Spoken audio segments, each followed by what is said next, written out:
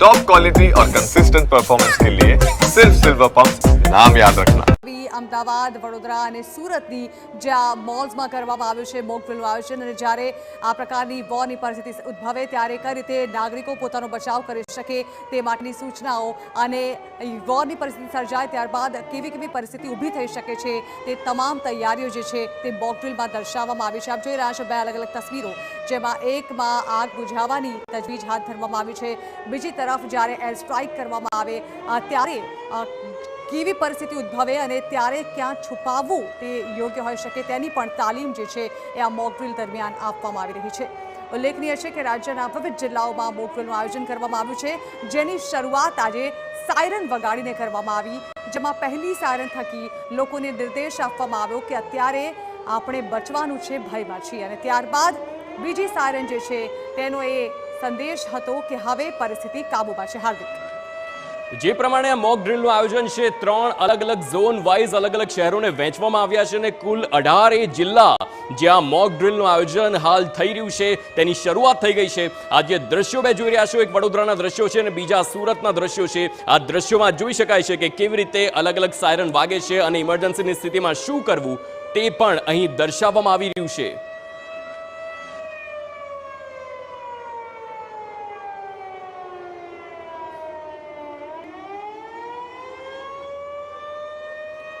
તો સંવાદદાતા જિગ્નેશ પટેલ અમદાવાદથી છે। જિગ્નેશ, આપ કયા વિસ્તારમાં અને ત્યાં હાલ મોક ડ્રીલનું શું આયોજન?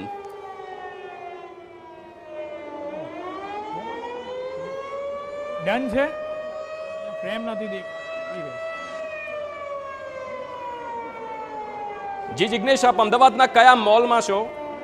હાર્દિક, જે રીતે મોક ડ્રીલનું આયોજન કરવામાં આવ્યું હતું, આ મોક ડ્રીલમાં અલગ અલગ વિભાગના તમામ વ્યક્તિઓની એક તાલીમ થાય, સાથે જે મોલમાં રહેલા જે કર્મચારીઓ છે તેમને પણ એક તાલીમનો અનુભવ થાય તે પ્રકારની આ મોક ડ્રીલનું આયોજન કરાયું હતું। પેલેડિયમ મોલ ખાતે આ મોક ડ્રીલનું આયોજન કરાયું હતું, જેમાં એક બે નહીં પરંતુ સંખ્યાબંધ વ્યક્તિઓની અવરજવર રહેતી હોય છે, અને આ જ અવરજવર દરમિયાન લોકોને મોટી સંખ્યામાં કઈ રીતે રેસ્ક્યુ કરવા તેની એક આ તાલીમનું આયોજન કરવામાં આવ્યું હતું।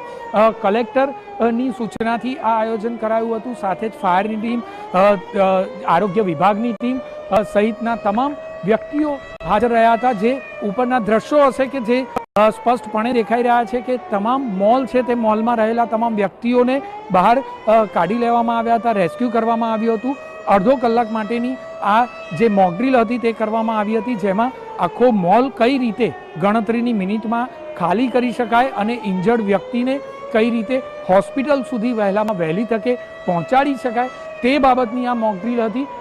ગ્રાઉન્ડ ફ્લોર તેમજ ફર્સ્ટ ફ્લોર બંને જગ્યાથી બે વ્યક્તિઓને રેસ્ક્યુ કરવામાં આવ્યા હતા કે જેમને હોસ્પિટલ ઇન્જર્ડ હોવાના કારણે તેમને સારવાર અર્થે સોલા સિવિલ હોસ્પિટલમાં મોકલી આપવામાં આવ્યા હતા। આ ઉપરાંત જોઈએ તો ફાયર વિભાગે જે બિલ્ડિંગની પાછળની ભાગમાં આગ લાગી હોય તે પ્રકારનું એક સ્ટ્રક્ચર ઊભું કર્યું હતું અને તેમાં વહેલામાં વહેલી તકે કાબુ મેળવવામાં આવે તે પ્રકારનું એક કહી શકાય કે આયોજન કર્યું, અને તેમાં આગ બુઝાવવા માટે સમગ્ર ટીમ કામે લાગી હતી। બીજી તરફ જોઈએ તો જે મોલ છે તે મોલમાં મોટી સંખ્યામાં લોકો આવતા હોય છે, અને એટલા માટે જે દુશ્મનના દેશના જે મિસાઇલ્સ હોય છે તે આવા જ એરિયાને ટાર્ગેટ કરતા હોય છે કે જ્યાં વધુ પડતી ભીડ રહેતી હોય, અને એટલા માટે મોલમાં આ પ્રકારનું આયોજન કરવામાં આવ્યું, જેથી કરીને આ મોક ડ્રીલમાં વધુમાં વધુ ભીડ ધરાવતા એરિયા પર કઈ રીતે કામગીરી કરી શકાય તે પ્રકારનું આયોજન હતું।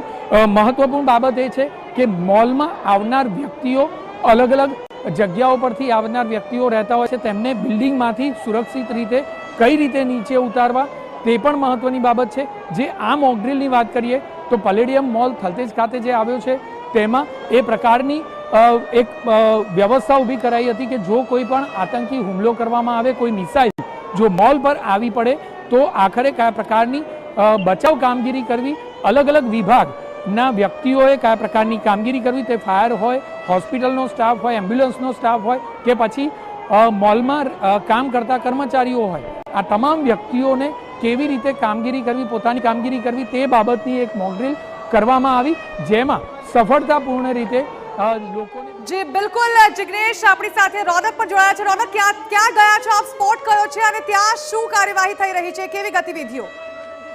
લાગી ચૂકી છે અને તેની સાથે સાથે જે મોક ડ્રીલ છે તેની શરૂઆત થઈ ચૂકી છે। આપ સીધા જ દ્રશ્યો જોઈ રહ્યા છો પિરાણાના પાવર ગ્રીડ ખાતેથી કે જ્યાં આગળ વિશેષ એક મોક ડ્રીલ છે તેની શરૂઆત છે તે થઈ ચૂકી છે। સૌપ્રથમ જે ઇમરજન્સી સાયરન છે 2 મિનિટનું તૂટક છે તે વગાડવામાં આવ્યું અને તે સાયરનની સાથે જ જે જુદી જુદી એજન્સીઓ છે તે અહીંયા કામે લાગી ચૂકી છે। ખાસ કરીને જે પાવર ગ્રીડ છે તેને દેશનું મહત્વનું જે સ્થાન છે તે ગણવામાં આવે છે। મહત્વનો વીજ પુરવઠો છે તે આ સ્થાન પરથી પસાર થાય છે।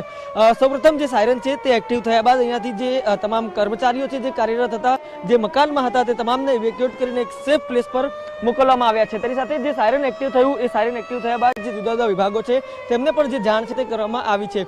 તેની સાથે જે અન્ય લોકેશન પર છે તે પણ અહીંયા સર્ચ અત્યારે ચાલી રહ્યા છે। સર્ચની સાથે સાથે જે એમ્બ્યુલન્સ છે તેને પણ સ્ટેન્ડ બાય મોડ પર કરવામાં આવી છે। આ એમ્બ્યુલન્સના ઉપરાંત જે ફાયર વિભાગ છે તેને પણ સત્તાવાર રીતે જાણ કરી દેવામાં આવી છે। એટલે કે જે ઇમરજન્સી સ્થિતિ છે કે જ્યારે બોમ્બાર્ડિંગ કે એ પ્રકારની સ્થિતિ ઊભી થાય તેવા સંજોગોમાં શું કરવું તેનું પણ અત્યારે જે પ્રશિક્ષણ છે તે લોકોને આપવામાં આવી રહ્યું છે। તમામ જે વિભાગો છે તે એકબીજા સાથે સંકલન કરીને સતત જે કામગીરી છે તે કરી રહ્યા છે। ખાસ કરીને જે મોક ડ્રીલ છે તેમાં જુદા જુદા 12 વિભાગો છે તેમની સાથે સંકલન છે તે હાલ કરવામાં આવી રહ્યું છે। એટલે કે સૌપ્રથમ તો જે સૌથી પહેલા કમ્યુનિકેશન કરવાની જે વાત હોય તો એ કમ્યુનિકેશન છે તે કરવામાં આવી રહ્યું છે।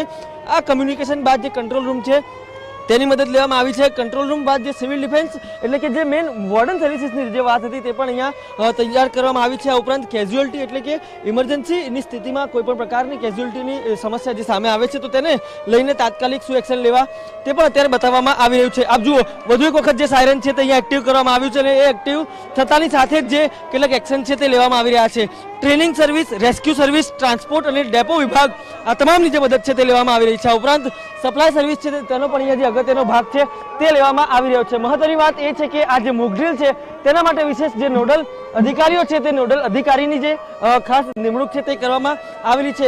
નોડલ અધિકારી આપણે હાજર છે તેમની સાથે વાત કરશું। સર, મોક ડ્રીલનું આયોજન વિશેષ ખાસ કરીને શું પ્રક્રિયાઓ અત્યારે ફોલો કરવામાં આવી રહી છે? અત્યારે હું તમને થોડી વારમાં બ્રીફ કરું। અત્યારે જે એર સ્ટ્રાઇક પૂર્ણ થઈ છે એનું એલાર્મ વાગ્યું છે એટલે હું બધાને સંબોધી દઉં છું, ત્યારબાદ આપને બ્રીફ કરી દઉં છું। સ્વાભાવિક રીતે જે મોક ડ્રીલ હતી તે મોક ડ્રીલ સૌથી પહેલા તો અહીંયા 2 મિનિટનું એલાર્મ વાગ્યું જે સાવચેતીનું એલાર્મ હતું। હવે જે એલાર્મ ફરી એક વખત જે આપણને સંભળાઈ રહ્યું છે એ એલાર્મ એ સૂચવે છે કે હવે સબ સલામત છે, તમામ લોકો પોતાની જે વ્યવસ્થાઓ છે તે સંભાળી શકે છે। એટલે કે જે અધિકારીઓ છે જે તેમનું કામ છે તે અત્યારે મોક ડ્રીલ મુજબ કરી રહ્યા છે અને જે લોકો છે તેમને ઇમરજન્સી સ્થિતિમાં શું કરવું તે મામલે સજાગ છે તે કરી રહ્યા છે। લગભગ કેટલા સમય સુધી આ મોક ડ્રીલ જે છે તે કરવામાં આવી છે અને હવે શું કરવામાં આવશે? માફ કરશો, રોનક સાથેનો સંપર્ક કપાઈ ગયો છે। અલગ અલગ તસવીરો આપની ટીવી સ્ક્રીન પર આપ જોઈ રહ્યા છો જ્યાં મોક ડ્રીલ આયોજિત કરવામાં આવ્યું છે ત્યારે